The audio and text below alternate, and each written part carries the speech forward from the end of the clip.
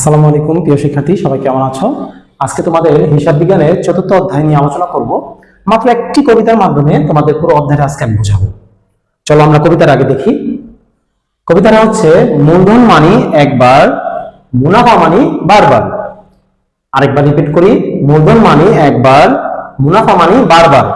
অর্থাৎ যে জিনিসগুলো আমাদের প্রতিষ্ঠানের মধ্যে মাত্র একবার হয় সেই জিনিসগুলো হইতেছে মূলধন জাতীয়। অর্থাৎ যে জিনিসগুলো আমাদের প্রতিষ্ঠানের মধ্যে একবার যদি আমরা করি সেটার ফল ভোগ আমরা এক বছরের বেশি আমরা ভোগ করতে পারবো, মানে বছরে একবারের অধিকার করতে হবে না, সেটাকে বলা হয় মূলধন জাতীয়। আর মুনাফা মানে বারবার, মানে যেটা আমি একবার যদি কোনো ব্যয় করি বা কোনো কিছু আয় করি বছরে সেটা আমার বারবার রিপিট হবে, সেটাকে বলা হয় মুনাফা জাতীয়। সুতরাং আমরা এক কথায় যদি অ্যান্সার দিই তাহলে কি হবে? ব্যবসার মধ্যে যে জিনিসটা একবার ঘটে এবং সেটার ফলাফল অনেক দিন দীর্ঘদিন যাবত আমরা পেতে পারবো সেটাকে বলা হয় মূলধন জাতীয়। আর যেটা আমাকে বারবার করতে হবে, বছরে একাধিকবার করতে হবে, সেটাকে বলা হয় মুনাফা জাতীয়। যেমন ধরো এই হোয়াইট বোর্ডটা এবং এই মার্কারটা।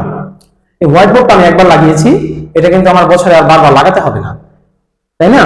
এটা আমার একটা মূলধন জাতীয় ব্যয়। বাট এই মার্কারটা কিন্তু মুনাফা জাতীয়। এই মার্কারটা কিন্তু মুনাফা জাতীয়, কেননা এই মার্কারটা আমার বছরে কয়েকবার কিনতে হয়।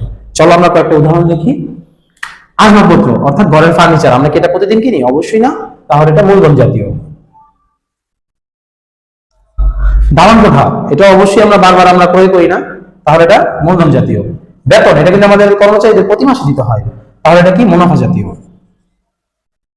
টিভি ক্রয়, এটা অবশ্যই আমরা প্রতিদিন কিনি না, বছরে একবার কিনলে আমরা এটা অনেক দিন পর্যন্ত ফল ভোগ করতে পারি, সেক্ষেত্রে এটা মূলধন জাতীয়। ভাড়া, এটা কিন্তু আমাদের প্রতি মাসে দিতে হয়, তাহলে এটা মুনাফা জাতীয়।